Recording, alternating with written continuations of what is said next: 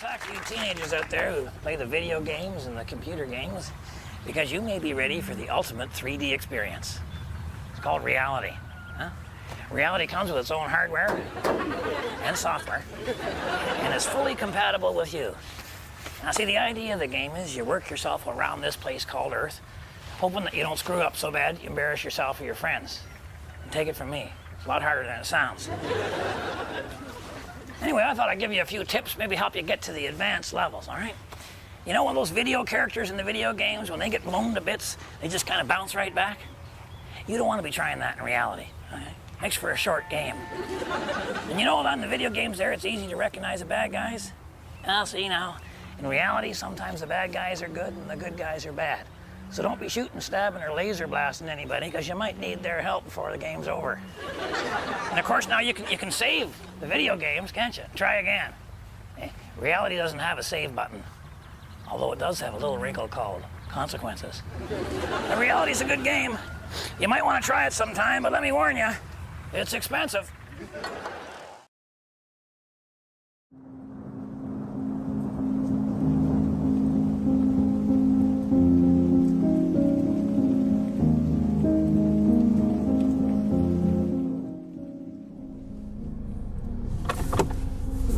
Hey, what's up, guys? I want to talk about the clip I just showed. It's very interesting because, just to give a quick rundown, I had to get the alternator on my car replaced.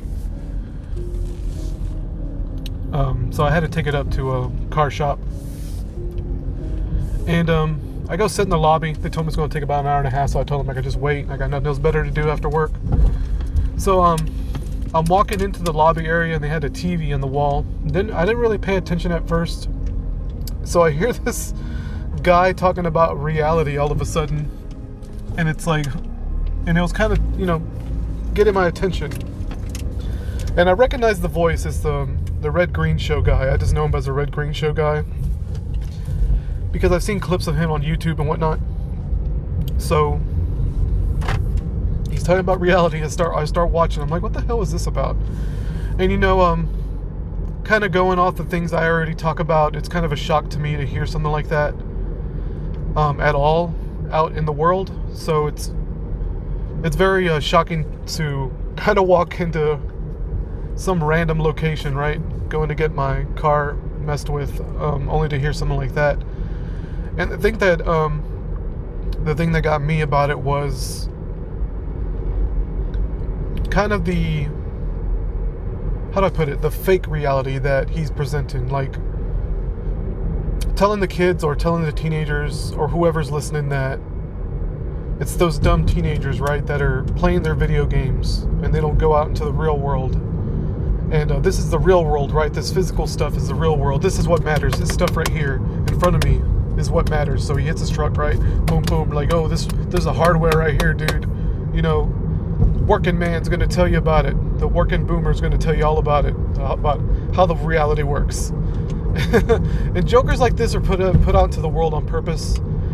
From the little research I did about this guy, he does his shows out of Canada. And he's supposed to be like a parody of from what I understand, I hadn't really watched too much of it, but from what I gathered, he's like a sort of mockery of what a working man is. And it's always these liberal comedians, these kind of twisted socialist liberal comedians that come up with these caricatures of people, like people who actually work, of these blue-collar hard workers. And I know Billy 100% relate to this. When they see you, like, this guy's presenting himself, and not presenting himself, he's presenting the caricature of what a hard-working man is to the people, to the public, right? As a way of putting them down, as a way of degrading them. So it's a little meta right now in terms of what's going on. So it's meta in the sense that he's presenting the caricature of what a hard-working man is, and he's also presenting the caricature of reality is all at one time. So as I'm watching this, I'm like shocked because it's a really short clip, and I was like, oh my god, I gotta look this up and talk about it. So I found it on YouTube, and that's what I just got through showing. So it's like, This is unbelievable. Like in a sense that it's like two fallacies, two like, I think caricature is a good word. Like two clown shows going on at the same time. It's extremely meta. Like the metaphysical, you know, like beyond our senses. Just the trick that we're being told. And I'm going to talk about a synchronicity. Not a synchronicity. This is like almost like a retrocausal manifestation event in my life. So the temperature dial on my, the vent dial, not the temperature dial, the vent dial on my air control panel on my car has been busted. Not busted, but it's been stuck for probably like a year and a half. And I just didn't bother taking it in anywhere because I just didn't want to spend the money on it. And it was stuck in the top vent mode. So I just left it like that. It wasn't a big deal. I keep a fan in my car anyway.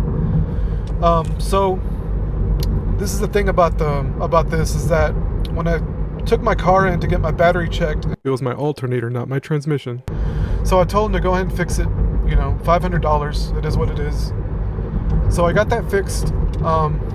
And I had a very specific thought as I was sitting down in the lobby. Like I went to go sit down in the lobby and this crazy man's on the TV, right? And I don't know if it was before or after, but I had this thought of whoever's going to go in my car to kind of move it, to turn it on and move it to their workstation. Whoever's going to get inside of it is going to get really annoyed that the cold air isn't going through the front vents, and he's going to fix my stuck valve or whatever, my stuck vent control. Like the knob was stuck, dude. Like I put muscle into it. My mother-in-law tried to fix it as well, and I just left it like that. I got tired of dealing with it. So, and lo and behold, they get done with my vehicle. I get inside. I completely forgot I even said this. I didn't say it out loud, but I thought it.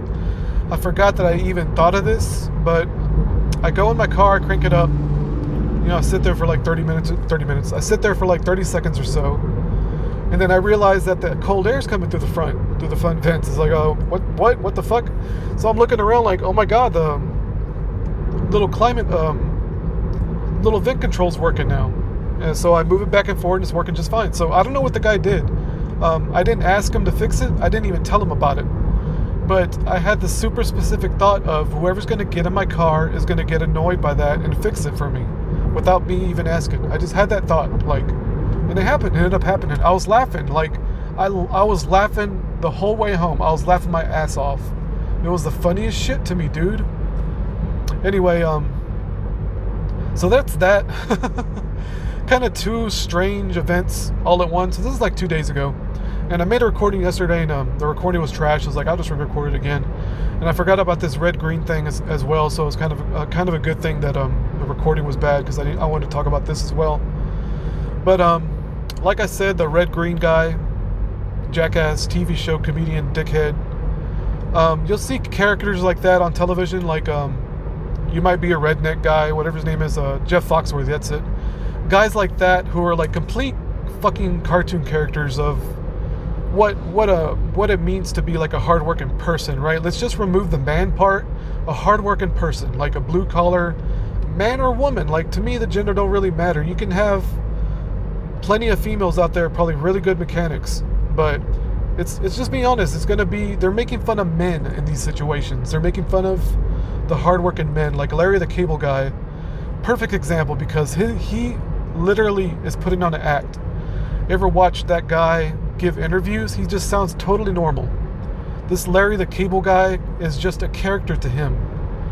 This kind of shit is put out there on purpose in the media, like TV shows and movies, like, because they want but they want the people to associate kind of this goofiness with what it takes to actually be a hard worker. Like, they want hard work to be associated with this cartoon character. And like I said, I want to hear Billy's opinion on this. I'm pretty sure he would agree with me, because he seems to be taking the brunt of that public unconsciousness, like the human unconsciousness that people pick up on from the media, right? Our TV shows and movies, like this stupid red-green show, and guys like Larry the Cable Guy, like, it's all like a joke. Like, think of, like Mall Cop. What's that stupid movie? Kevin James? Yeah, Kevin James. Like, shit like that. Like, after that movie came out, it's like, it's game over for actual security guards. Because people only see them as jokes now. Like, it's not taken as a serious profession, quote unquote. To me, any job shouldn't be taken as a serious profession. It's just a job. Like, it's not your fucking identity, you know? But these people who watch these movies, they're so stupid and gullible. It's that they see a movie like Larry the Cable Guy, or they watch Mall Cop, and they're like, haha, this is a fat guy as a mall cop. And they go around thinking that's all mall cops? They go around thinking that's all mall cops are. Because they're just so fucking dumb. Like, the average person is a retard. An average person is a retard. So it's just like I said, it's shows like these that get it into people's minds that what a hard worker is, or a certain stereotype, or anything like that. So it is what it is. Y'all have a good day. Southern accent. How easily can you go in and out of it? I can get into it easily, and I'm like I'm a linguist chameleon.